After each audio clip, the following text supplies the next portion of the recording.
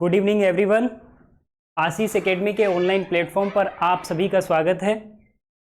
Friends, आज हम बात करेंगे एक ऐसे टॉपिक को लेकर जिस टॉपिक से केवल एकमात्र टॉपिक से आपको बिहार शिक्षक भर्ती टीजीटी पीजीटी में कम से कम 3 से 4 क्वेश्चन देखने को मिल सकते हैं और ये आपके लिए बहुत महत्वपूर्ण होने वाला है सेशन। आपसे रिक्वेस्ट है कि जो भी आपके दोस्त हैं, फ्रेंड्स हैं, उन सभी को लिंक शेयर कर दीजिएगा, बिकॉज एक वीडियो के अंदर आपको इतनी सारी चीज़ें देखने को मिलेंगी और आपका कॉन्सेप्ट एकदम क्लियर होने वाला है। उस कॉन्सेप्ट के क्लियर होने के बाद एग्जाम में किसी भी तरीके का कोई भी क्वेश्चन एग्जामिनर सेट करे, आप उसको बहुत आसानी से मिनटों में सॉल्व कर लेंगे सेकेंडों के माध्यम से। ठीक है, तो चलिए आपके लिए कुछ इंपॉर्टेंट न्यूज़ क्या है देखिए बिहार शिक्षक भर्ती से रिलेटेड। सबसे पहले तो आशीष एकेडमी पर आप सभी का स्वागत है और आशीष एकेडमी की तरफ से आप सभी के लिए कुछ सुविधाएं प्रोवाइड की जा रही हैं, तो इस पर प्लीज फोकस करिएगा। स्पेशली देखिए, अगर आपको बिहार शिक्षक भर्ती से रिलेटेड जो बीपीएससी ट्री 3.0 4.0 पेड क्विज चाहिए, तो आप लोग हमारे यूट्यूब चैनल के माध्यम से या डिस्क्रिप्शन बॉक्स से भी संपर्क कर सकते हैं, नहीं तो आप ये व्हाट्सएप नंबर दिया हुआ है, इस व्हाट्सएप नंबर के माध्यम से हमें संपर्क कर सकते हैं पेड क्विज के लिए। इसका जो रहने वाला है वो 149 चार्ज रहने वाला है, बहुत ज़्यादा नहीं है। प्रैक्टिस बहुत ज़रूरी है। इसमें डेली आपको लगभग 50 क्वेश्चन के साथ में जीके जीएस ये प्रोवाइड किया जाएगा। आपके एग्जाम में एक मार्गदर्शक सिद्ध हो सकता है आपके लिए। ठीक है, नेक्स्ट देखिए, हमारा आशीष एकेडमी के द्वारा आपको 2 नोट्स प्रोवाइड किए जा रहे हैं। ये है इंडियन नेशनल मूवमेंट का। ठीक है, आप ले सकते हैं। वे बहुत बड़ी भूमिका बिहार शिक्षक भर्ती में इंडियन नेशनल मूवमेंट की है, तो आप इसको भी परचेज कर सकते हैं। ठीक है, इसी के साथ में विश्व भूगोल और भारत का भूगोल, इससे संबंधित एक नोट्स है, इसको भी आप परचेज कर सकते हैं। ठीक है, और आप इन सभी के लिए अगर आपकी कुछ क्वेरी है तो दिए गए नंबर पर आप व्हाट्सएप मैसेज कर सकते हैं 8382827878। इस पे आप संपर्क कर सकते हैं और साथ ही या फिर वीडियो के डिस्क्रिप्शन बॉक्स से आप संपर्क कर सकते हैं। चलिए वीडियो स्टार्ट करते हैं। आप लोग समझ रहे होंगे कि आज टॉपिक क्या है। तो आज पीपीटी के माध्यम से नहीं बल्कि फ्री हैंड क्लास होने वाली है आपकी। और फ्री हैंड का मतलब है इसमें आपको इतना समझाने की कोशिश की जाएगी कि आपका हर एक कॉन्सेप्ट क्लियर हो जाए। ठीक है, तो चलिए आज का जो सिद्धांत हम लोग पढ़ने वाले हैं वो टीजीटी पीजीटी के लिए बहुत महत्वपूर्ण होने वाली क्लास राजनीतिक विज्ञान से संबंधित है, पॉलिटिकल साइंस। और ये टॉपिक का नाम दोस्तों आपका होने वाला है, जो टॉपिक है बहुत इंपॉर्टेंट है, प्रशासन। आपने एडमिनिस्ट्रेटिव थ्योरी पढ़ा होगा क्या? एडमिनिस्ट्रेटिव थ्योरी,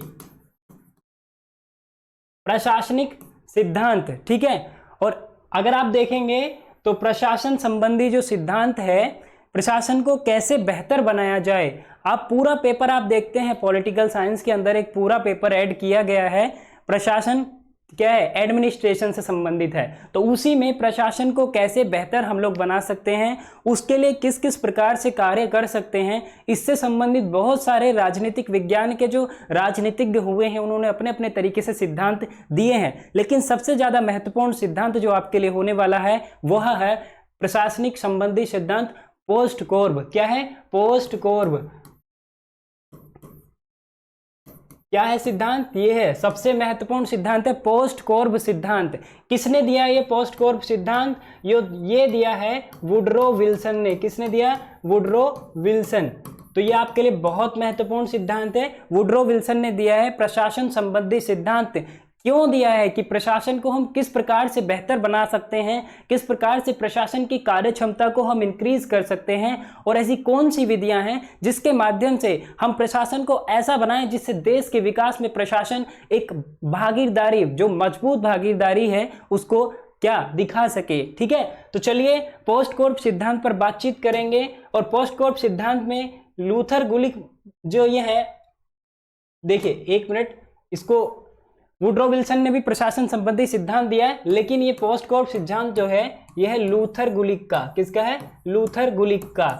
तो पोस्ट कोर्ब सिद्धांत लूथर गुलिक, ये प्रशासन के, इन्होंने भी वुडरो विल्सन ने भी दिया है, लेकिन हम लूथर गुलिक वाला पढ़ेंगे। ठीक है, लूथर गुलिक का प्रशासन संबंधी सिद्धांत। तो आइए क्या इन्होंने बताया तो थोड़ा जानने की कोशिश करें। देखिए पोस्ट कोर्ब मतलब अगर आप देखें तो देखिएगा P OSDCO, O सी के साथ में स्मॉल लेटर में है R और B। ये है पोस्ट कोर्ब में कितने 1 2 3 4 5 6 7, ठीक है। ये 7 वर्ड आपको दिख रहे हैं, इनका हर एक का अपना एक मीनिंग है और वो मीनिंग आपके लिए एक क्वेश्चन है। इस पे ध्यान देना है आपको, हर एक का मीनिंग आपके लिए कहीं ना कहीं एक क्वेश्चन है अपने आप में। ये साथ के साथ सिद्धांत में हर एक का मीनिंग आपके लिए क्वेश्चन है, जो आपके टीजीटी पीजीटी में पूछा भी जा चुका है। क्वेश्चन भी आपको दिखाने की कोशिश करेंगे। देखिए, जो लूथर गुलिक ने कहा है, उन्होंने कहा है P4 क्या होता है, P4 होता है प्लानिंग, P4 प्लानिंग। और प्लानिंग का मतलब क्या है कि यदि हमें कोई भी काम करना है, हमने सोचा है कि हमें अपने देश को विकसित बनाना है या हमें अपने देश की ऐसी वृद्धि करनी है, ऐसा विकास करना है जिससे ज़्यादा से ज़्यादा लोगों का क्या किया जा सके, वेलफेयर हो, लोक कल्याण किया जा सके। तो उसके लिए प्रशासन को मजबूत बनाने के लिए सबसे पहली अवधारणा जो लूथर गुलिक महोदय ने दी वो कौन सी है, वो है P4 प्लानिंग। तो हमें प्लानिंग, इसको हिंदी में अगर आप देखें तो इसको हिंदी में नियोजन कहते हैं। क्या कहते हैं, नियोजन। मतलब हमको कुछ काम करने से पहले सबसे पहले उसका एक माइंड में प्लान क्रिएट करना पड़ेगा। आप ऐसे समझ सकते हैं कि यदि हमें अपने घर में कुछ काम करना है, हमको कोई नया मकान बनाना है, तो उसके लिए ऐसा तो है नहीं डे वन से हम एकदम से मकान खड़ा कर दिए, नहीं। पहले हमें कुछ काम करना हो, मैरिज सेरेमनी हो या कुछ ऐसा फंक्शन हो, तो उसके लिए हम माइंड में क्या करते हैं, एक प्लान क्रिएट करते हैं और उस प्लान को इस तरीके से क्रिएट करते हैं कि इस प्लान पे चल करके हम जो हमने लक्ष्य प्राप्त करने की दिमाग में सोचा है उसको प्राप्त करेंगे। एग्जाम्पल आप देख लीजिए कि अगर स्टूडेंट है तो वो कहीं ना कहीं किसी एग्जाम को, मान लीजिए उसका एग्जाम है, उसको क्रैक करना है, तो उसके लिए उसने प्लानिंग करी होगी कि किस प्रकार से उनको उसकी तैयारी करनी है और उस तैयारी के आधारों पर चलकर वो स्टेप बाय स्टेप उस जो लक्ष्य की प्राप्ति है उसको आसानी से प्राप्त कर लेता है, ठीक है। तो उसी प्रकार से इसका मतलब है नियोजन, ठीक है। नेक्स्ट देखिए O4 होता है ऑर्गेनाइजेशन। O4 होता है ऑर्गेनाइजेशन। ऑर्गेनाइजेशन को हिंदी में हम लोग संगठन कहते हैं। क्या कहते हैं, संगठन कहते हैं। अब संगठन का मतलब क्या है कि अगर हमने कोई प्लान कर लिया है तो प्लान को करने के बाद हमें ऐसी एक संस्था की जरूरत होगी या एक संगठन की जरूरत होगी जो उसको होल्ड करेगा। दैट मीन्स कि जो उसको लीड करे, उसको क्रियान्वित करने के लिए सारी चीजों को बताए कि कौन सा काम किस तरीके से करना है, ठीक है। तो कैसे संगठन ये काम करेगा, ठीक है। उसके बाद जो लूथर गुलिक कहते हैं S4 कहते हैं वो स्टाफिंग। क्या कहते हैं, स्टाफिंग। अब देखिए स्टाफिंग का जो मतलब है दोस्तों, स्टाफिंग का मतलब है स्टाफ से। क्या है, स्टाफ से। मान लीजिए अब हमने नियोजन भी कर लिया है, हमने नियोजन कुछ भी अपने प्लान भी कर लिया है, हमारे पास उसके लिए, उसको ऑर्गेनाइज करने के लिए एक ऑर्गेनाइजेशन भी है, संस्था भी है, ठीक है। और उसके बाद उस संस्था में काम करने के लिए हम लोगों को स्टाफ की आवश्यकता होगी। किसकी, स्टाफ की। अब हमें एक स्टाफ ऐसा चाहिए जो हमारे प्लानिंग किए गए उद्देश्यों को हमारे ऑर्गेनाइजेशन के माध्यम से करने में सहायक हो। तो ऐसा स्टाफ हम लोगों को चाहिए। ये प्रशासन के जो सुधार है उस प्रशासन के सुधार में महत्वपूर्ण भूमिका निभा सकते हैं लूथर गुलिक महोदय के हिसाब से, ठीक है। उसके बाद वो डी की बात करते हैं, ठीक है। किसकी बात करते हैं, डी। तो D4 जो मतलब है, D4 मतलब है डायरेक्शन। क्या है, डायरेक्शन। देखिए D4 डायरेक्शन। तो डायरेक्शन को अगर हम हिंदी में बात करें तो इसको हिंदी में कहते हैं दिशा निर्देश। क्या कहते हैं, दिशा निर्देश। अब देखिए दिशा निर्देश से मतलब है अगर हमारे पास, हमने कोई प्लान किया है, प्लान को करने के बाद हमारे पास ऐसा संस्था है, ठीक है, यह संगठन मौजूद है और उस संगठन या संस्था में हमारे पास कुछ स्टाफ भी है काम करने के लिए। लेकिन अब आप एक बात बताइए, स्टाफ को क्या करना है, किस तरीके से करना है, किन किन पहलुओं पर चलकर आगे बढ़ना है, तो उसके लिए हमारे पास दिशा निर्देश देने के लिए कोई चाहिए, ऑर्गेनाइजर जिसको आप कह सकते हैं। अगर हम कोई प्रोग्राम कर रहे हैं, हमारे पास प्लान भी है, हमारे पास संस्था भी है, हमारे पास उसको करने के लिए सहायक स्टाफ भी है, तो उसके बाद हमें जरूरत पड़ेगी एक ऑर्गेनाइजर की। ठीक है, किसकी? जो हमें दिशा निर्देश दे, उन चीजों के बारे में बताए कि किन चीजों पर चलकर प्रशासन को बेहतर तरीके से इंप्लीमेंट किया जा सकता है, अर्थात लागू किया जा सकता है या सुधार किया जा सकता है। तो उसके लिए हमें आवश्यकता पड़ेगी दिशा निर्देशों की। तो लूथर गुलिक का चौथा क्या है? डी का मतलब दिशा निर्देश। ठीक है, उसके बाद सीओ का मतलब जो बताते हैं लूथर गुलिक महोदय, ठीक है, ये बताते हैं कोऑर्डिनेशन। कोऑर्डिनेशन।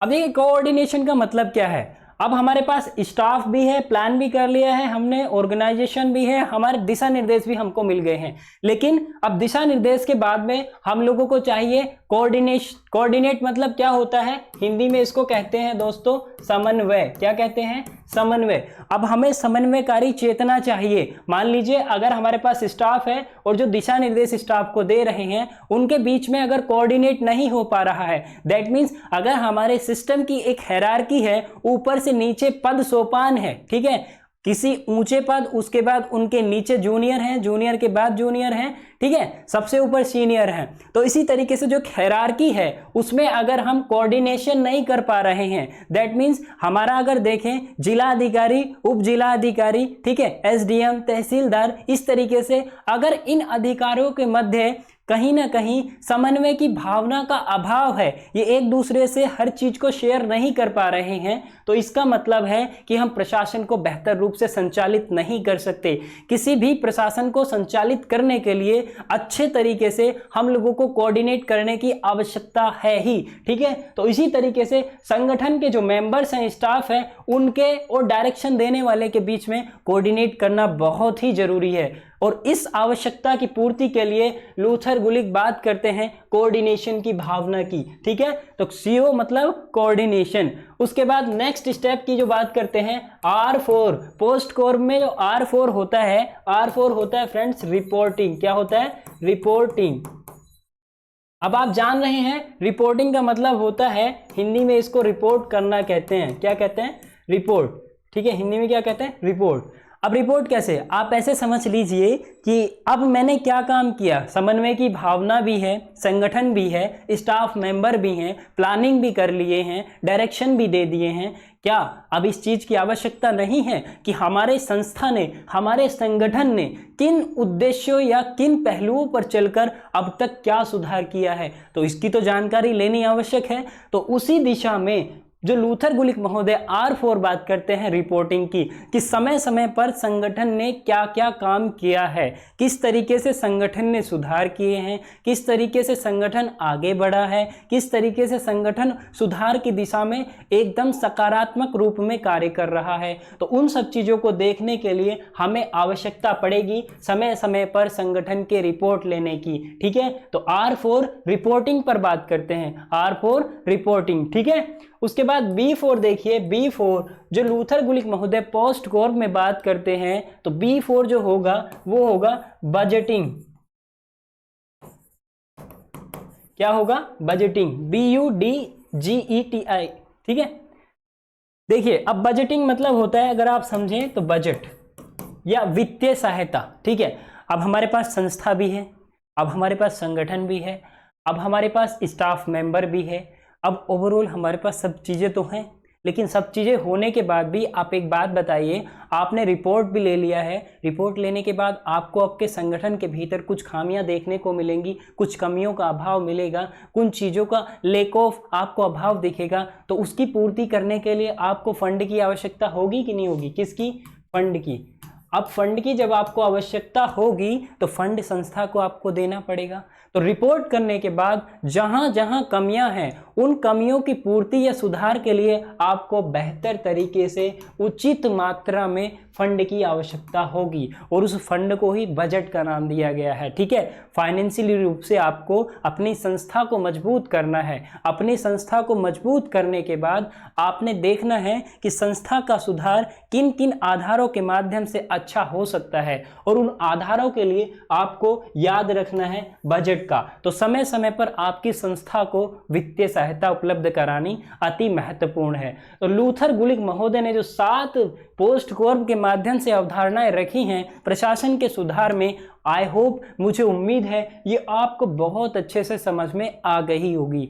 बिकॉज ये क्वेश्चन जो है, आप मान करके चलिए आपका मास्टर डिग्री हो वहाँ पे भी ये टॉपिक है, आप यूजी ग्रेजुएशन कर रहे हैं पॉलिटिकल साइंस में वहाँ पर भी ये टॉपिक है, आप टीजीटी पीजीटी कर रहे हैं उसमें तो ये टॉपिक है ही। ठीक है, और कम से कम 2 से 3 क्वेश्चन केवल यह टॉपिक अपने आप में बहुत महत्वपूर्ण है टीजीटी पीजीटी के लिए। ठीक है, वहीं आप बीए में देखेंगे, अगर बीए में तो इससे 3 से 4 क्वेश्चन अकेले इसी टॉपिक से पूछे जाते हैं, क्योंकि ये टॉपिक अपने आप में आपको देखने में छोटा, आपके लिए हमारे द्वारा छोटा इसको बना दिया गया।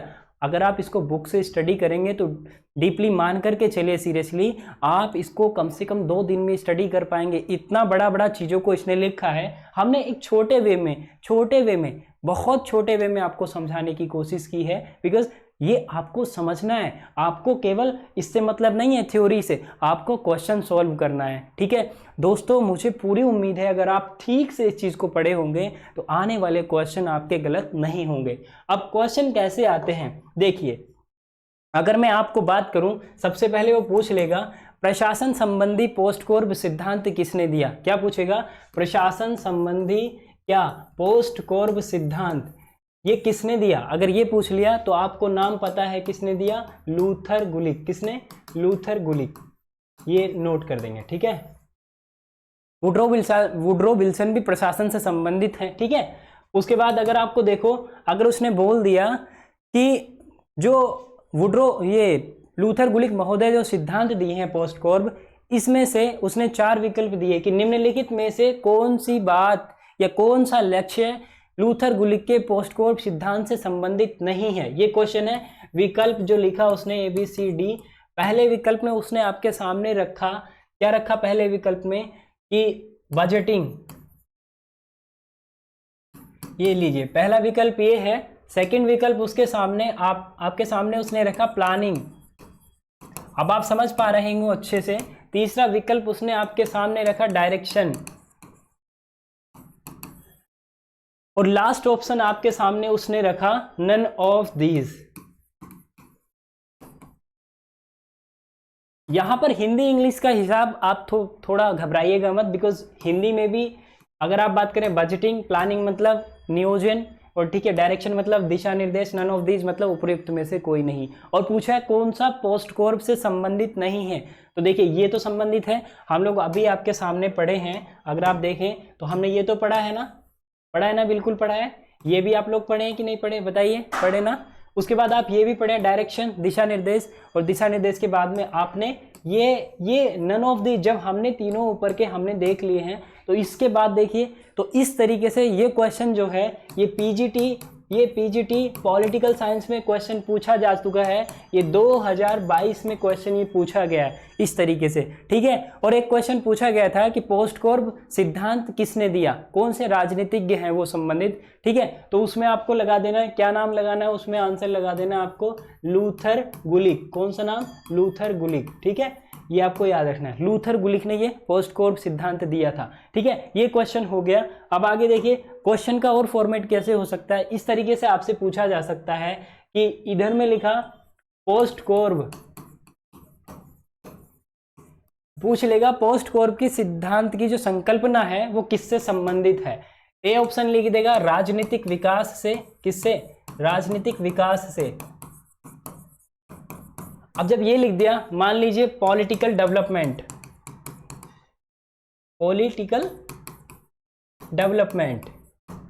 पहला ऑप्शन आपके सामने रखा। बी ऑप्शन उसने आपको दिया सोशल डेवलपमेंट।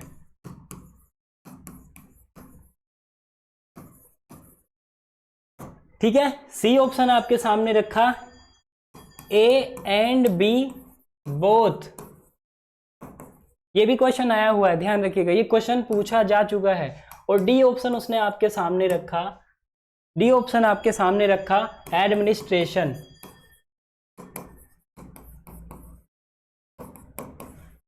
एडमिनिस्ट्रेशन, ठीक है। अब अगर आप देखें, पॉलिटिकल डेवलपमेंट मतलब राजनीतिक विकास, सोशल डेवलपमेंट मतलब सामाजिक विकास, ए एंड बोथ, एक और बी दोनों। एंड इसका जो मतलब है, इसका मतलब है प्रशासन। क्या है? प्रशासन। अब तो आप आंसर दे पा रहे होंगे बहुत इजीली। तो बताइएगा, पोस्ट कोड किससे संबंधित पढ़ा हमने? किससे संबंधित पढ़ा? हमने पढ़ा प्रशासन से। तो प्रशासन में सुधार की बात करता है पोस्ट कोड सिद्धांत। किसके द्वारा दिया गया है? पोस्ट कोड सिद्धांत किसके द्वारा दिया गया है? लूथर गुलिक के द्वारा। किसके? लूथर गुलिक के द्वारा। आपको इसको इस तरीके से बार बार देखना, वीडियो को 2-3 बार देख लीजिएगा कि आपका क्वेश्चन गलत ना हो पाए, क्योंकि 3 से 4 क्वेश्चन बहुत मायने रखता है आपके एग्जाम में। ठीक है, ऐसे ही वीडियो छोटे छोटे जो मेन टॉपिक हैं राजनीतिक विज्ञान के टीजीटी पीजीटी के लिए, ठीक है, उनका हम टॉपिक आपको अवेलेबल कराएंगे।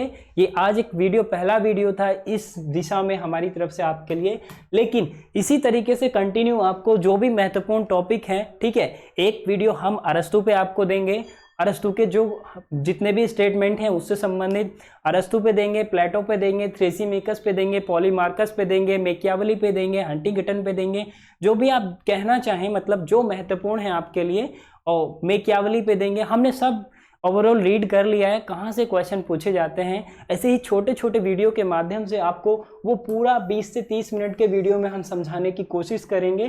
ठीक है, अगर आप रिवीजन करना चाहें एक बार हमारे साथ देख सकते हैं। प्रशासन से संबंधित पोस्ट कोर्ब सिद्धांत, ठीक है, पोस्ट कोर्ब सिद्धांत। आइए बिल्कुल रिवीजन करेंगे। देखिए, पी मतलब होता है प्लानिंग, प्लानिंग मतलब होता है नियोजन, ठीक है। ओ मतलब होता है ऑर्गेनाइजेशन, ऑर्गेनाइजेशन का मतलब होता है संगठन, ठीक है। इसके बाद देखिए S4 होता है स्टाफिंग, स्टाफिंग का मतलब होता है स्टाफ से संबंधित होता है, ठीक है। उसके बाद होता है D4 हमने क्या पढ़ा है बताइए, आप बताइए। डायरेक्शन, डायरेक्शन मतलब होता है क्या? दिशा निर्देश। क्या होता है? दिशा निर्देश, ठीक है। उसके बाद देखिए कोऑर्डिनेशन, क्या? कोऑर्डिनेशन, कोऑर्डिनेशन का मतलब होता है समन्वय। क्या होता है? समन्वय। और R4 हमने क्या पढ़ा? रिपोर्टिंग, रिपोर्टिंग में हमने क्या पढ़ा? रिपोर्टिंग मतलब होता है रिपोर्ट करना, ठीक है। क्या होता है? रिपोर्ट करना। और बजटिंग, B4 क्या पढ़ा हमने? बजटिंग। क्या पढ़ा है? बजटिंग, बजटिंग मतलब बजट, फाइनेंशियली हेल्प करना किसी भी तरीके से। तो ये थे पोस्ट कोर्ब सिद्धांत के प्रमुख कितने पहलू, अगर आप देखें थोड़ा सा देखिए, 1 2 3 4 5 6 और 7, ठीक है। तो ये आपने उम्मीद है देख लिए, बहुत अच्छे से आप समझ चुके हैं। और अगर हम पीछे दिखाएं तो हम आपको ये इस तरीके से पूरा हमने आपके सामने इन चीज़ों को रख दिया है, ठीक है। ये क्वेश्चन भी हम आपको दिखा चुके हैं किस तरीके से क्वेश्चन एग्जाम में पूछे गए हैं। तो दोस्तों उम्मीद है आपको ये वीडियो बहुत पसंद आया होगा, और इसी तरीके से पीजीटी के टीजीटी के जितने भी महत्वपूर्ण टॉपिक है उनका समय समय पर वीडियो आता रहेगा, ठीक है। और जैसा आप लोगों का सपोर्ट रहेगा उसी तरीके से ये वीडियो आगे बढ़ते चले जाएंगे, ठीक है। तो आप ज़्यादा से ज़्यादा शेयर करिए, और ये स्पेशली बिहार शिक्षक भर्ती को ध्यान में रख करके वीडियो क्रिएट किए जा रहे हैं। लेकिन आपको ध्यान रखना है, आपका यूजी लेवल का एग्जाम हो पॉलिटिकल साइंस से संबंधित, वहाँ पे एक महत्वपूर्ण अवधारणा के रूप में ये शामिल है। पब्लिक एडमिनिस्ट्रेशन पूरा आपका एक क्वेश्चन पेपर लगा हुआ है। वहीं आप अगर मास्टर डिग्री कर रहे हैं एमए, वहाँ पे एमए में पूरा टॉपिक आपके लिए लगा हुआ है ऑलरेडी, ठीक है। प्रशासन पूरा इंडियन एडमिनिस्ट्रेशन करके है वहाँ पे, और एडमिनिस्ट्रेशन से संबंधित उसमें सिद्धांत में ये आता है अगर आप बातचीत करेंगे तो, ठीक है। प्रशासन को कैसे सुधार किया जा सकता है, कैसे बेहतर बनाया जा सकता है, तो उस तरीके से भी आपके लिए महत्वपूर्ण हो जाता है, ठीक है। उम्मीद है वीडियो आपको पसंद आया होगा, और इसी तरीके से आप वीडियो देखने के लिए चैनल को जरूर सब्सक्राइब करिए, वीडियो को लाइक करिए, और ज़्यादा से ज़्यादा लोगों को शेयर करिए, और अपना ख्याल रखिए। मिलते हैं नेक्स्ट वीडियो में किसी नई अवधारणा के साथ में जो आपके एग्ज़ाम के लिए होगा अति महत्वपूर्ण। ठीक है, चलिए ठीक है, टेक केयर, अपना ख्याल रखिए।